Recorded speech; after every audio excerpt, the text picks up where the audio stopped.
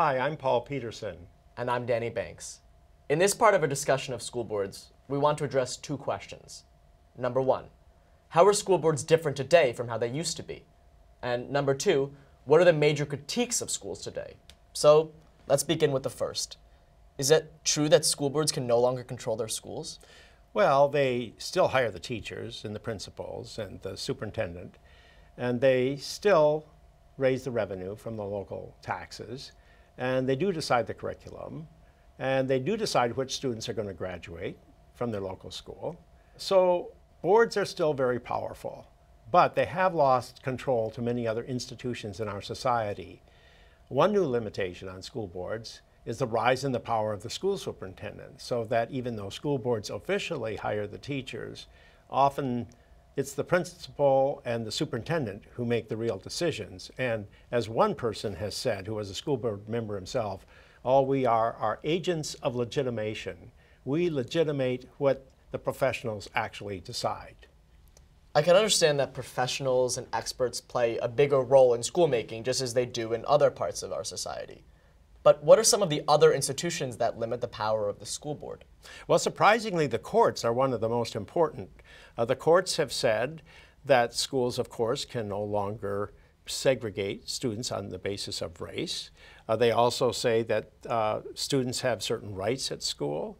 They also say that there are ways in which you have to treat the disabled that ensure equality of opportunity for that segment of our population.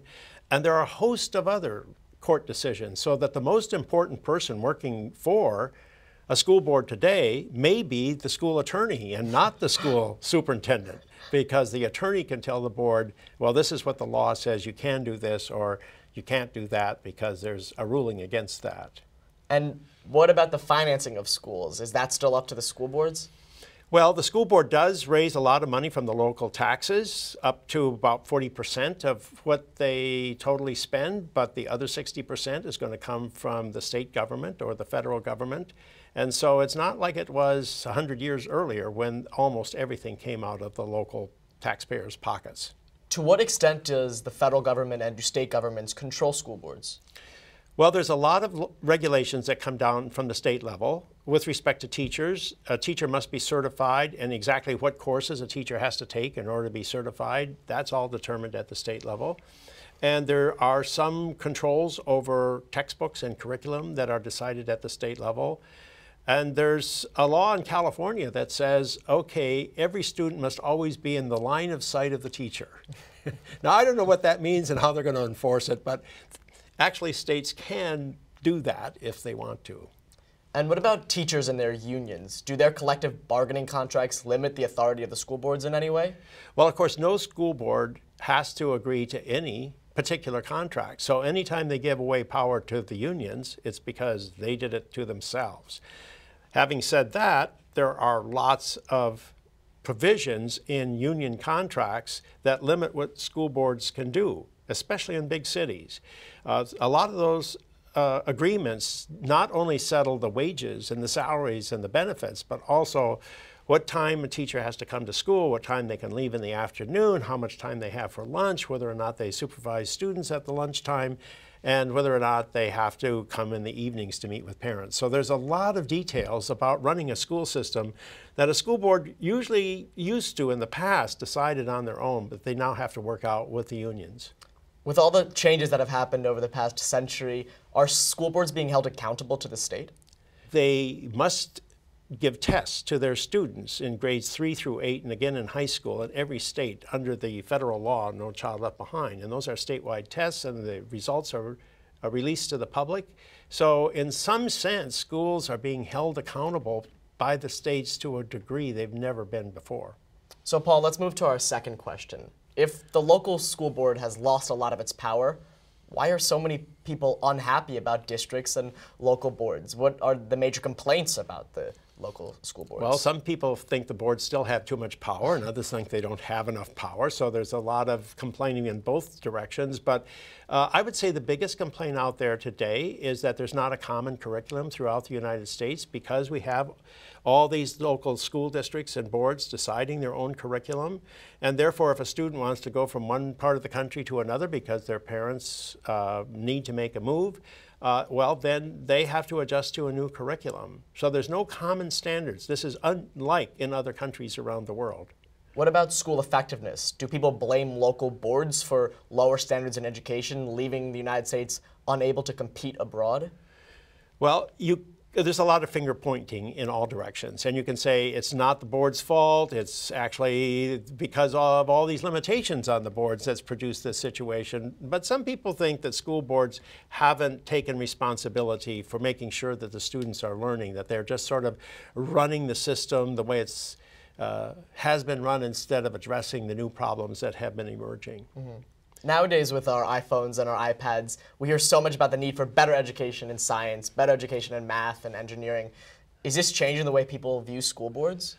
Well, it is the case that the United States lags the rest of the world, especially in math and in science, and it is the case that we do not see as much response by local school boards to that problem as you would have expected.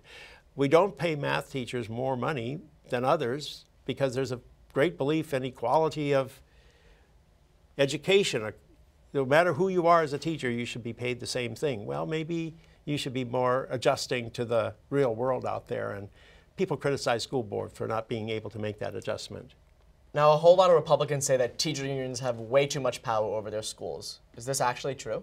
Well, it's all a matter of opinion, and it's a matter of how much power is too much power. It certainly is the case that school boards cannot dismiss teachers without going through complex grievance procedures once they have tenure, which they can acquire after 3 or 4 years of teaching in most school districts. So that's an important limitation on the power of the school board. On the other hand, no school board has to give up any power to a union unless it's willing to sign a collective bargaining agreement. Ultimately, the school district and the school board are in control of that collective bargaining process if they have the will to fight off union demands. You can't blame the unions. You have to blame the local school board for not attending to business. What about equality? Many liberals and liberal Democrats say there's way too much income inequality and inequality of opportunity. Does this extend to schools as well? Well, there is enormous variation in the United States in how much is being spent per pupil on their education, and there's enormous variation in the outcomes. Regionally, there's enormous variation. Students are learning more in the North than they are in the South, and more in the East than they are in the West. And it's surprising that we can't set up a common framework in our country so that all students can reach a common level. Now, of course, there's always going to be variation among students, but the amount of variation we're getting from one part of the country to another and from one local school district to another is probably due in part to the fact that we have a very locally controlled school system. Since schools are controlled more and more by the state and the federal government, are there more and more problems with inefficiency? Well, part of the problem that exists in education is everybody can point a finger at somebody else. Nobody has control and nobody can really be blamed because every time they take a step, there's somebody out there that can block them from moving forward. Does local school control with all these people with their own opinions and ideologies foster extremism? Well, in some places it definitely does. Some school boards are elected, and in any community, a small group of people can get organized and elect a person to the school board, especially since very few people participate in local school board elections. 10 to 15% of the population will vote in your typical school board election. Just 10 to 15% of the adult population is really actively engaged in electing our school boards. That means very few people, and very few people can often be extremists, can be exercising a lot of influence over education policy. Paul, with all of these limitations and all of these critiques, should school boards still exist? That is a good question. And a lot of people have wondered whether or not that system of local control of American education is going the way of the buggy whip. That this is no longer part of the American educational system that we want for the future. But there's another point of view, and that point of view is best expressed by Michael Kirst, who is the president of the Board of Education for the state of California and has studied school boards for many, many years. And his thoughts on this subject are worthy of consideration. So let's turn to that next. I have with me here this afternoon Michael Kirst, professor at Stanford University for many years and is currently the president of the State Board of Education in the state of California.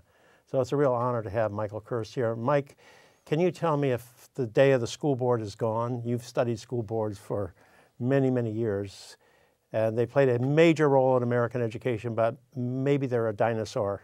What do you think? I think that they're not a dinosaur, and I don't think you'll do much more in my lifetime than nibble around the edges. As your historical lecture indicates, they are part of American culture. They're just deeply embedded in America.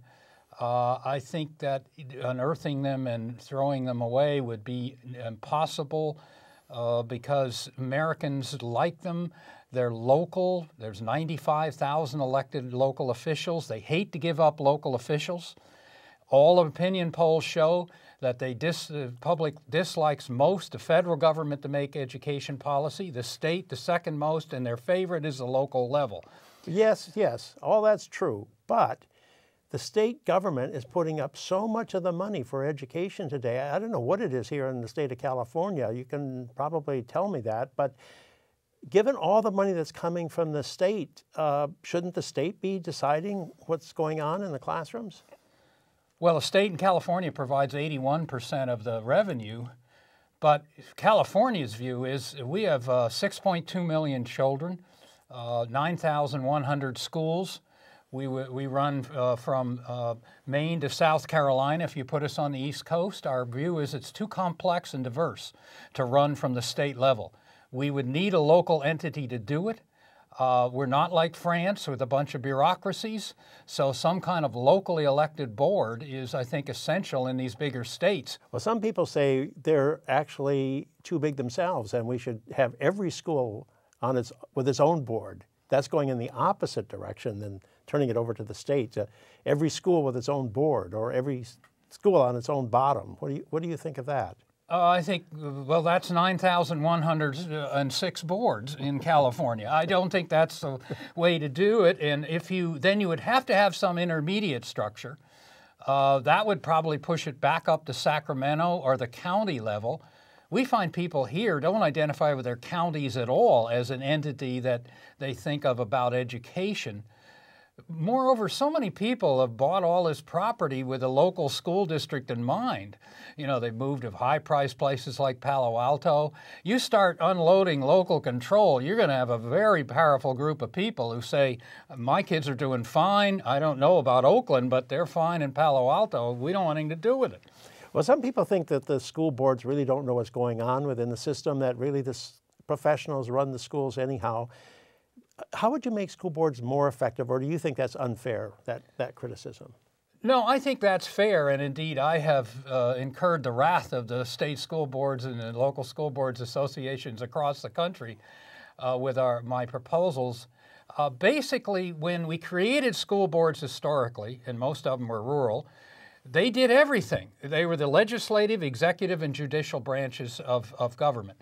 And they got into detailed operations. They hired the school marm and bought the bus, and they heard student appeals as a legislative body when they were suspended, and of course they were the legislative branch. So their powers are too expansive, and when you're trying to do everything, you can't do anything well.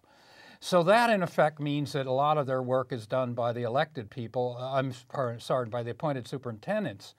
So my proposal was to turn them into educational policy boards, to eliminate their current statutes that are out there with their powers and scope and say, you're going to focus on educational policy, and in that I would include curriculum and instruction policy.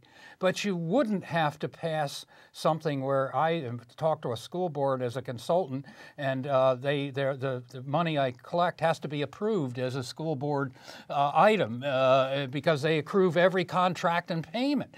Yeah, but school boards like to feel that if they're not paying the bills, they don't have control of the situation.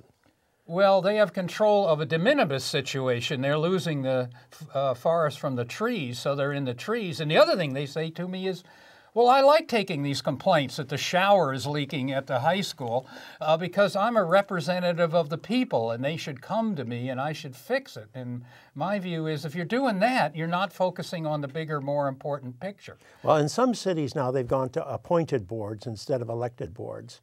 Do you think that's a valuable reform? It can be, and you know, in various circumstances, I've supported it.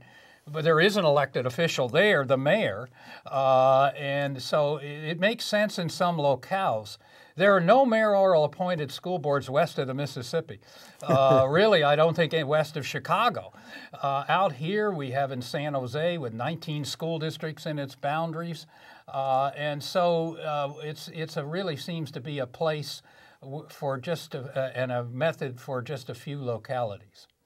Well, thank you, Mike. This has been a very valuable insight into the real world of school boards, and I'm so pleased that you've joined us today. Thank you. Thank you.